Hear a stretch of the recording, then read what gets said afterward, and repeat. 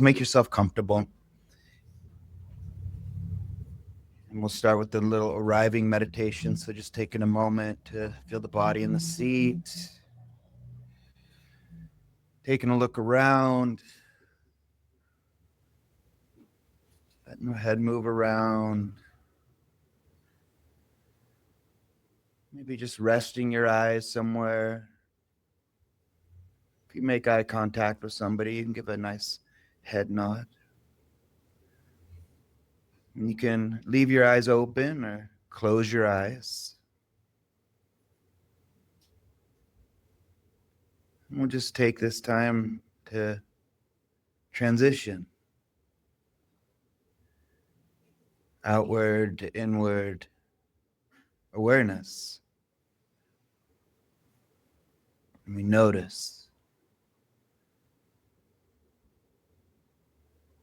Notice the mind restless or settled, tired or busy.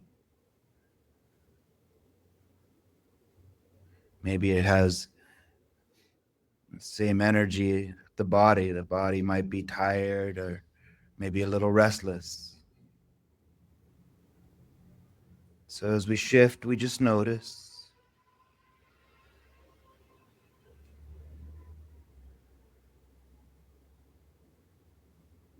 This reflection that the root word for heal just means to make whole. So we notice every part of our experience through the day, the thoughts, the emotions following us. It might be here. So we don't put any of those on exile and an island anywhere. They're welcome here too. We need some space here, yeah? So we can give the mind some space by checking into the body again, connected with the chair, feet on the floor, the breath,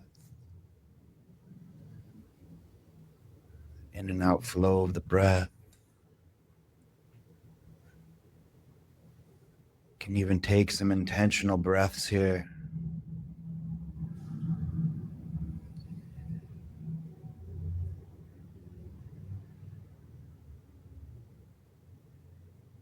Just checking in with the mind and feelings, the emotions, the thoughts, whatever are here inward when we settle in the stillness. It can be pretty busy sometimes. And we're not trying to push that away. We can acknowledge it. Simple, restless or tired. And we can be playful as well. Use our imagination.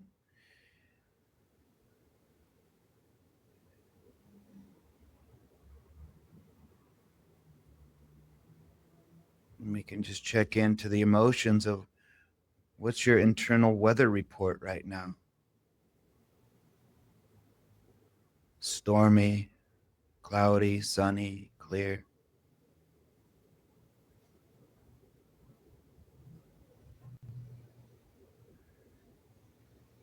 Whatever comes to mind.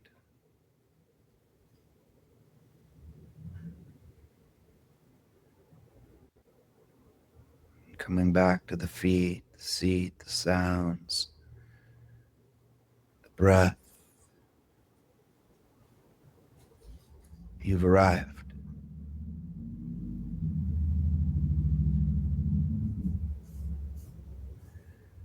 What is here with you?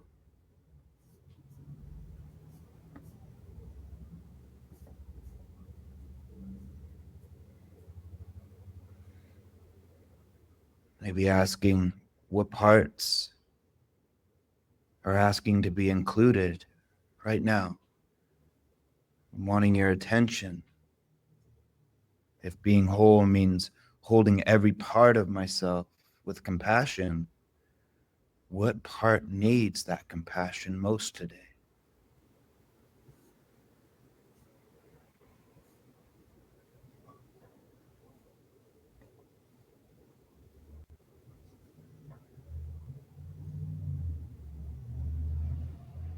Holding this question gently, holding it with the deep breath, with awareness in the body and the seat, the sounds, taste and smell of this moment.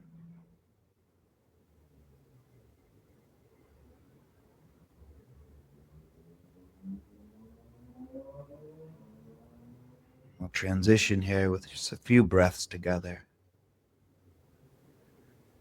So if you'd like, you can follow along. On the count of 3, I invite you to breathe in through the nose and just let the air fall out the mouth. So on 3, 1, 2, 3, in. Let it go. Again, in. Let it go. Really push the air out on this one. Get it all out. And slowly in this time, imagining you're filling up a big balloon. Hold it for a moment. And on the out breath, make some noise. Now checking in with the feet, the seat, the sounds.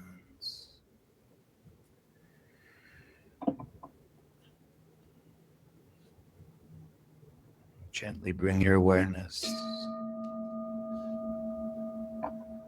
back into the room if you'd like. If you want to just keep practicing, it's all a practice. Can everybody hear me okay? Back, Ginger, you good?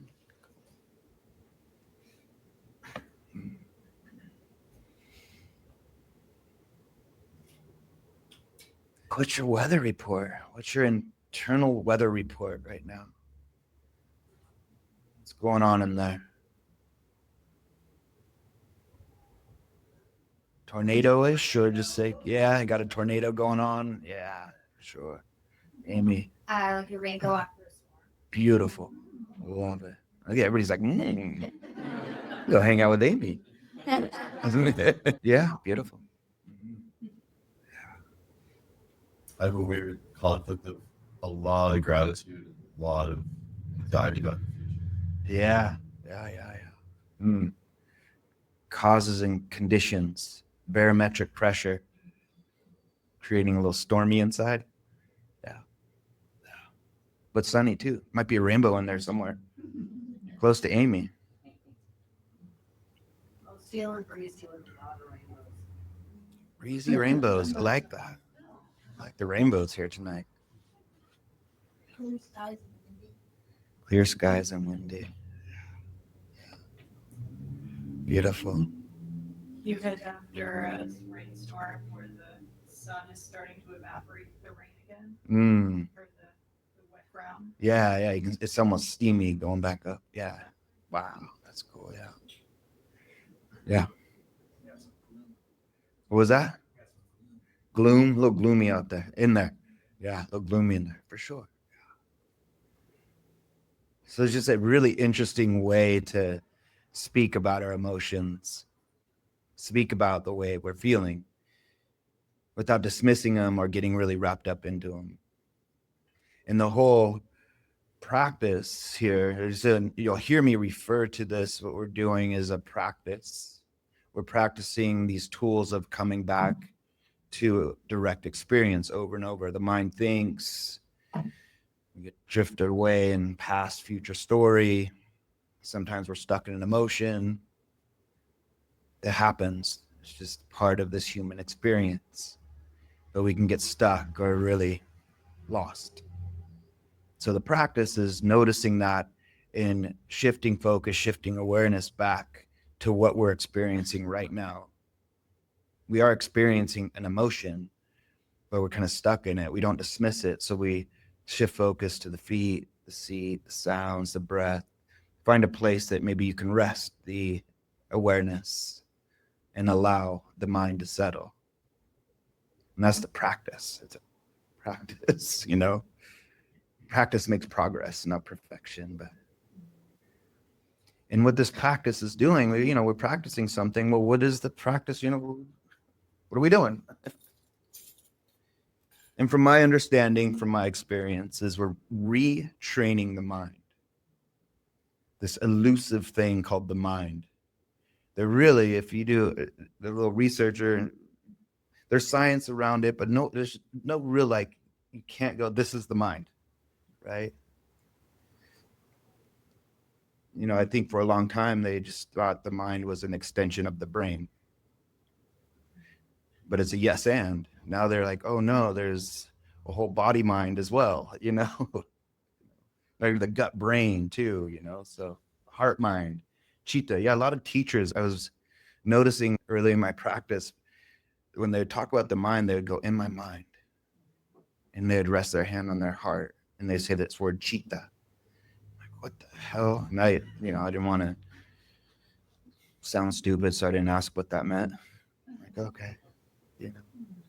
So I did my own research, but it's heart mind. And my understanding is that's emotions, heart mind, these emotions. We don't dismiss those. So back to this training the mind, the sciencey part, right, is really the function is it's a messenger. The mind is a messenger. It sends information to the brain. Is it safe or not safe? Is it okay or not okay? And the true function of it was for safety, to engage the fight, flight, or freeze for our species to survive. Saber-toothed tigers and shit. Now we're just trying to survive fucking 9 to 5 or whatever, So we're constantly crank. And the interesting thing about the mind, its natural state is rest. That's what its natural state is, so that we can be with the stress. So I don't feel like we're practicing to train the mind. We're practicing to retrain the mind to come back to rest, so that we can be with the stress, because life is stressful, right? And that's where the sciencey part and the mysticism, or Buddhist part is the mind is expansive, the mind is all encompassing, and yes, totally, right? Or the poetic part where the mind is just like the sky. Within that sky, there's storms, there's clouds, there's sunshine, but the sky doesn't judge, right? So I like that too. So I like all of them, a bit of all of it. So if the function of the mind is to send information of okayness or whatever to the brain, if we're stuck in the difficulties of the day, or we're stuck in like what the hell we need to do in the future, what information is that telling the brain? It's not okay, it's not okay, it's not okay, right? Fix, figure out. So we're just stressing this loop. So what we're doing with the practice is, okay, notice that, and we come back to the feet, the seat, the sounds, or the breath. And I include all of the senses because it's just direct experience, but you get to rest, right? You get to choose where you want to rest the mind, right? It might be different one day to the next. For me, it was kind of difficult in the beginning for my breath. I don't know why. I thought I need to focus on the breath. But checking in with the senses, it kind of helped my ADHD kind of stuff, where I was like squirrel, it's like, I'd be like, okay, feet, see, sounds, take a breath, look around, so. But it was all in direct experience, right? And then I'd see the mind judge. It's like, oh, I wish this sound was more, this sound was less. We do it all the time. We start seeing how the mind clings and pushes away. But if we just start with like, oh, just sound coming and going, this is sending information to the brain that there's some okayness right now. Just the simplicity of the feet on the floor. right? Like, or wherever you feel your feet, the body in the seat. There might be some discomfort. Really, if the curiosity is there, there's warmth, there's maybe some tingling, maybe some discomfort. Maybe you took your shoes off and you're like, oh, this feels good. So for a moment, it's sending information to the brain of okayness, right? And then that part of our brain can relax. So there's this both and of what's happening here, this training of the mind to rest. So referring to it as a practice and a training without this, like, we need to achieve anything or, do, right? And this is the simplicity of it that I'm really curious about. And when we do this, the mind relaxes on its own. We create space.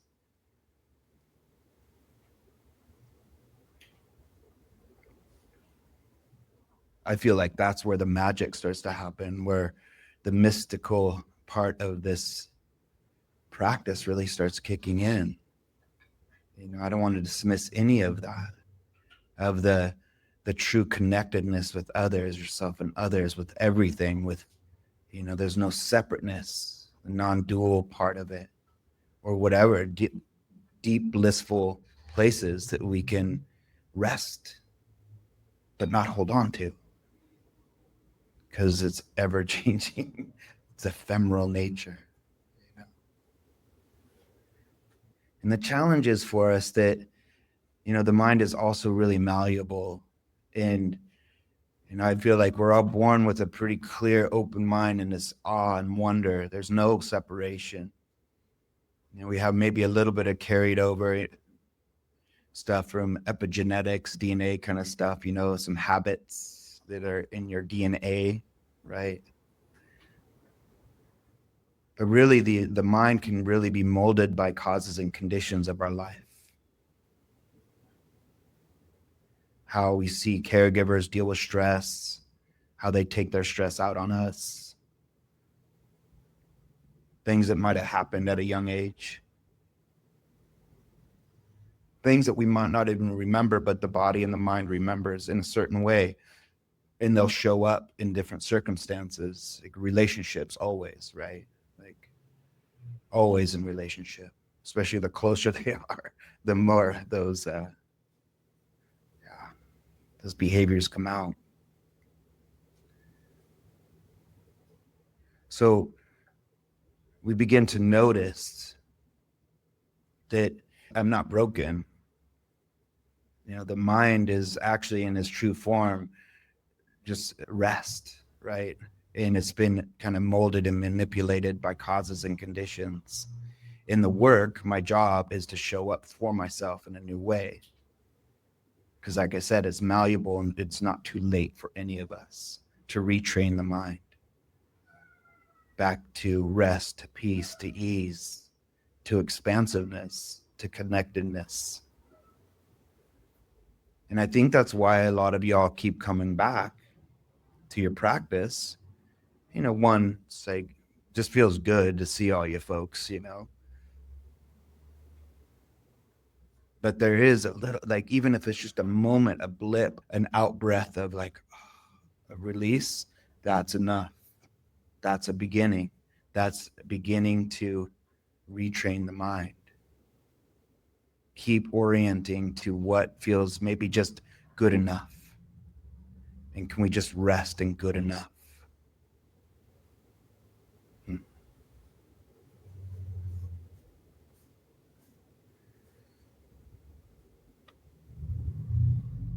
And why I like to bring in the different ways of working with emotions, like just naming it as a weather pattern. So if we're coming in here with some feelings, it's all whatever, or, whatever weather pattern, we're actually naming the emotion.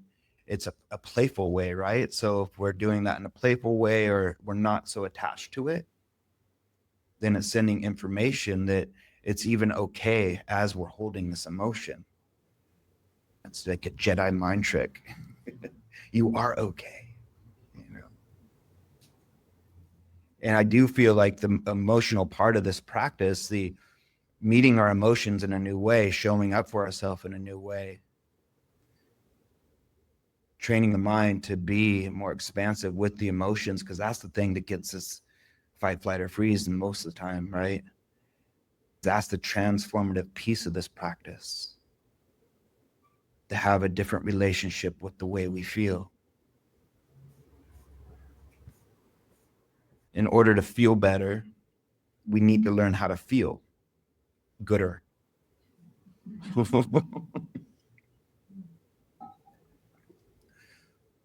Y'all follow me on this? I don't know if it's helpful. I wonder sometimes these words that I share with y'all up here is just ways to inspire you to keep going with your practice, to keep showing up.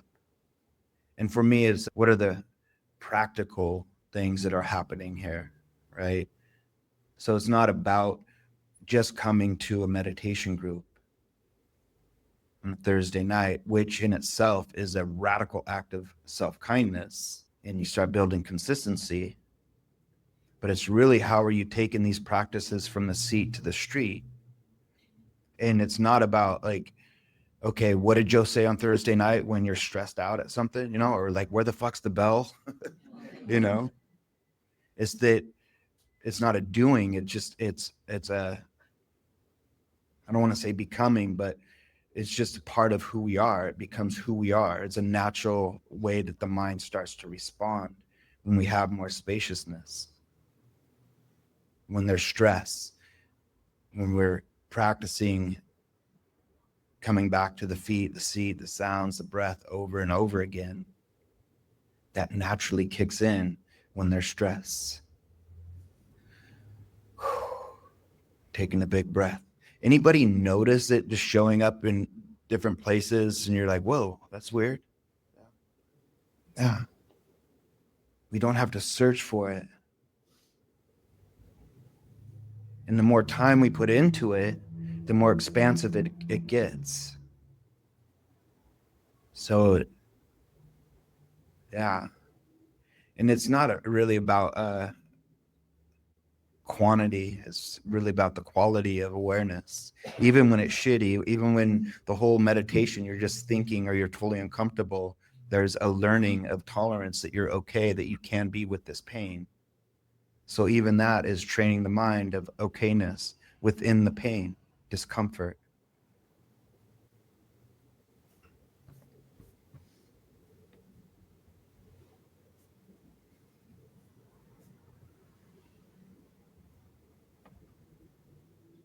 So with this, like if you can think about it, there's 3 ways that you can look at this practice of the scientific, practical thing that is actually happening with this practice of retraining the mind to get back into its default of rest. And I really do like that. And also the Buddhist or the more spiritual way of looking at it, of expansive mind, or the poetic, yeah, all kinds of, or your own way, right? It's just different ways to look at it and find your own way with it. Because my practice doesn't need to look like your practice. And all this really is asking for, all the emotions, all the difficulties, they're not asking to be fixed anyway. It's just asking to be seen and held. So any way that leads you towards that, to meet yourself and hold yourself with a little bit more compassion, do that. Do that.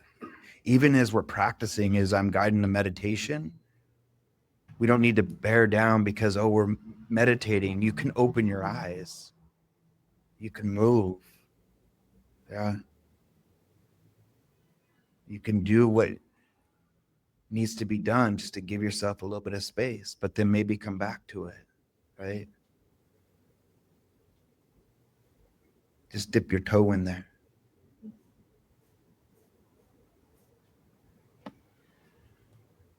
So, and that's even the simple name of the center of just sit, feel, heal us. Learning to sit with experience as it arises. Shifting focus when the mind is stuck, in the suck of emotions, trailing off into the tornado of thoughts, coming back to the feet, the seat, the sounds. Send that information of what's good enough right now. Maybe even I would tap my knees a lot, like, okay, you're right here, dude. Yeah.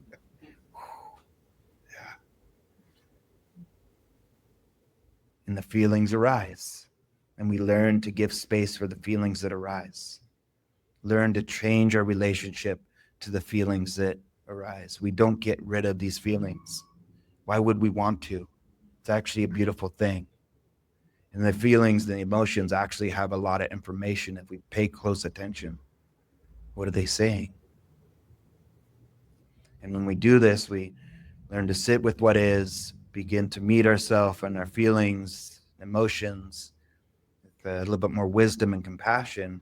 That's where the healing begins. It's not that we're healed, we're on the journey.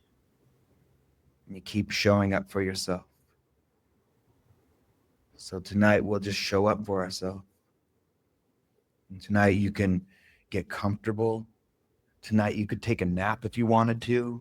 Maybe you come here for a nap. It's cool. A nap before you go to bed. Yeah. It's like a bedtime appetizer. An appetizer. Yeah.